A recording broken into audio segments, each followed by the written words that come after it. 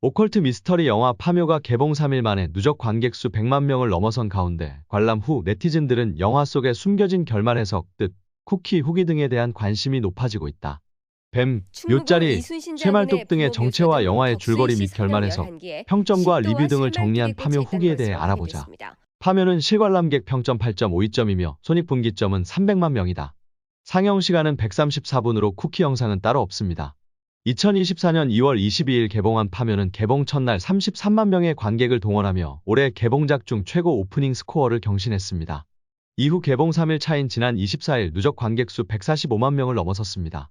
실화를 모티브로 완성된 영화 파묘는 거액의 돈을 받고 수상한 묘를 이장한 풍수사와 장의사, 무속인들에게 벌어지는 기이한 사건을 담은 오컬트 미스터리입니다.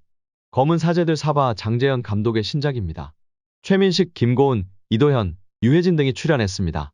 특히 등장인물 이름과 장소의 명칭 등이 일제강점기 시대를 연상케 한다는 점에서 항일 퇴마 영화라는 해석도 나오고 있습니다. 최민식이 연기한 풍수사 상덕, 김고은이 맡은 무당 이화림, 이도현이 연기한 제자 봉길 등이 독립운동가의 이름과 같다는 것.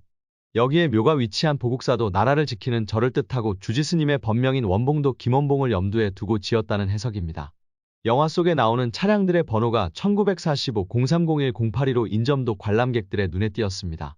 각각 일제로부터 광복한 해, 3.1절, 광복절로 독립과 관련해 중요한 의미를 가진 숫자를 가리키고 있다는 추측이 나왔습니다. 영화를 이해하기 위해서 가장 처음 아셔야 할 것은 파묘라는 생소한 단어의 뜻부터입니다. 파묘는 직역하면 무덤을 깨뜨리다이며 의역하면 옮기거나 고쳐 묻기 위해 무덤을 파냄이라는 뜻을 가지고 있습니다. 재미있는 사실로 파묘는 다이어인데 날이 셀 무렵이라는 뜻도 가지고 있습니다. 감독이 이를 의도했을지는 모르나 영화 속에서 날이 셀 무렵이 되니 사라지는 도깨비의 모습과 아침 해가 밝으면 산자가 아닌 것들은 제자리로 돌아간다는 이야기가 겹쳐져 중의적인 의미로도 해석할 수 있는 제목의 여지를 남깁니다. 영화는 오프닝 씬이 3에서 5분 나오고 영화 제목이 나오는 최근 추세와 달리 배급사, 투자사 이름이 나오고 나서 영화 제목이 바로 나옵니다. 영화는 1에서 6장으로 구성되어 있으며 영화는 무당 이화림 배우 김고은과 화림의 보조인 윤봉길 배우 이도현 이 비행기로 미국에 가는 모습으로 시작합니다. 그들은 알 수 없는 이유로 고통받는 한 부유한 가정의 의뢰를 받아 미국으로 향한 것이고 그곳에서 울음이 그치지 않는 아기를 보게 됩니다. 의사들은 아이에게 문제가 없으며 계속해서 우는 이유를 알지 못합니다. 화림과 봉길은 병실에 둘만 남아 아기의 상태를 살펴보고는 아기의 가족들에게 아기의 아버지와 할아버지에게도 동일한 일이 있었을 거라고 합니다. 아기 가족들은 이 말에 어떻게 알았냐는 듯 놀라며 어떻게 해야 하는지를 묻습니다. 화림은 조상 중 누군가 불편하다며 난리치는 것이라고 소위 묘바람이라고 알려줍니다. 화림과 봉길이 이 묘바람을 해결해주기 위해서 나서며 이 영화의 전개가 시작됩니다. 이후 풍수사 최민식과 장의사 유해진과 함께 두 무당 듀오가 거액이 걸린 파묘 일을 맡게 되고 끔찍한 비밀이 드러나게 되는 것이 영화의 주요 줄거리입니다.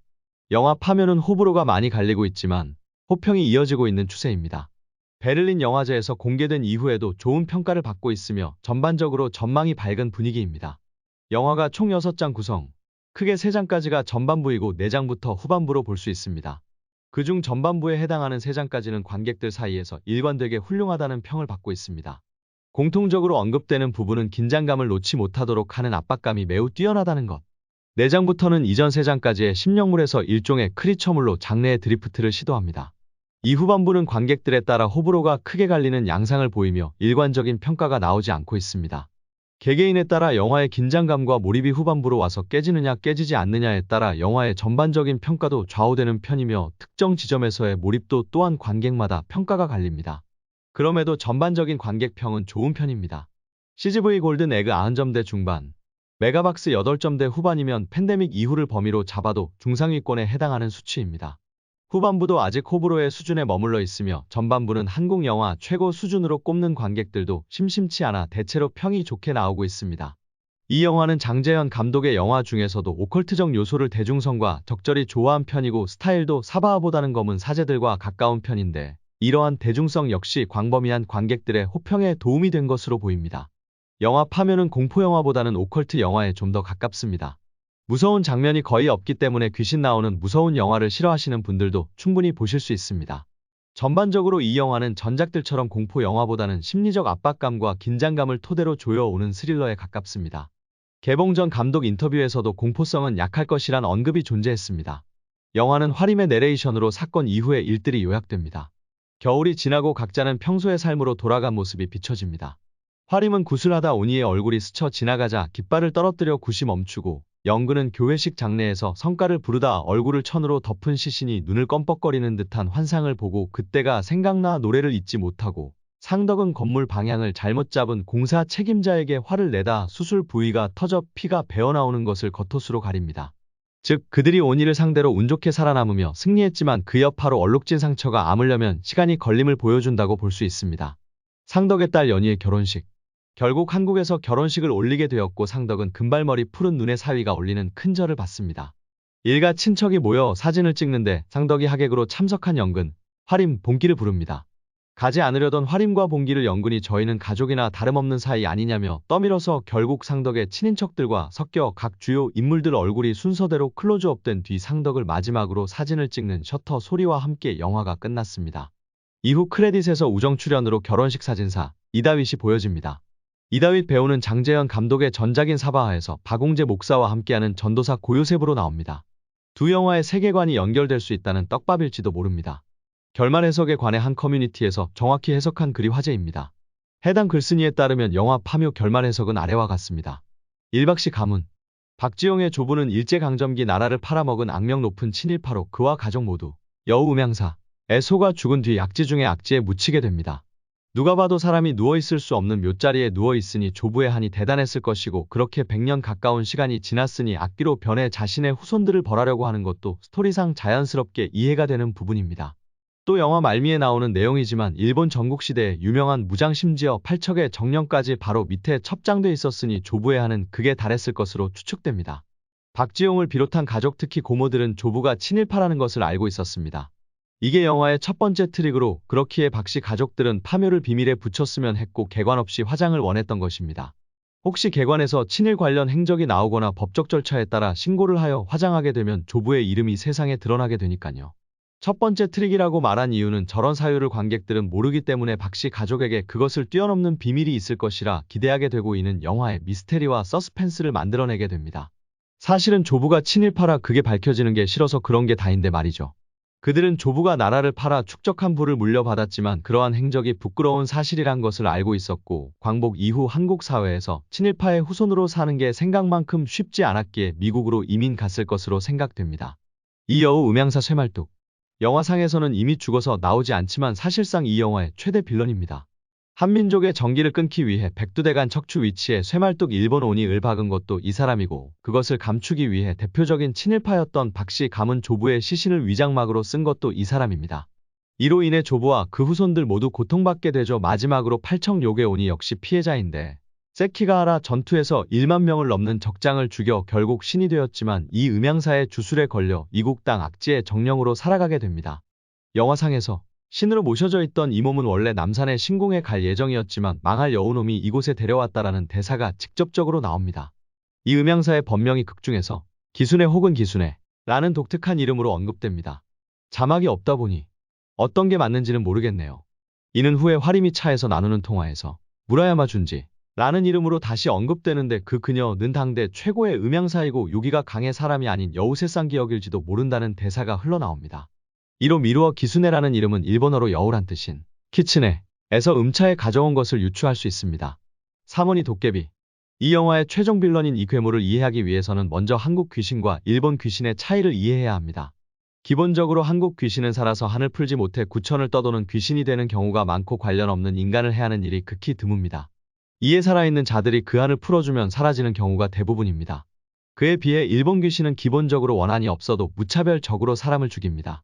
한국의 처녀 귀신과 일본 영화 주온의 가야코만 비교해봐도 쉽게 이해가 되실 것으로 생각됩니다. 또 우리나라에서는 도깨비 주머니 등과 같은 동화에서 알 수 있듯이 도깨비는 무서우면서 친근한 존재로 인식됩니다. 하지만 일본의 도깨비인 오니는 정말 공포의 대상 그 자체죠. 이에 앞서 설명한 일본 귀신의 특징과 연결하면 영화 속 빌런으로 일본의 도깨비를 정령이라는 요소로 차용해 온 것은 극의 공포감과 긴장감을 극대화하는 요소가 될 수 있다고 생각됩니다. 이 오니의 정체는 바로 쇠말뚝입니다. 쇠말뚝은 이 영화에서 가장 많이 비판받는 부분의 핵심 요소가 되는 소재입니다.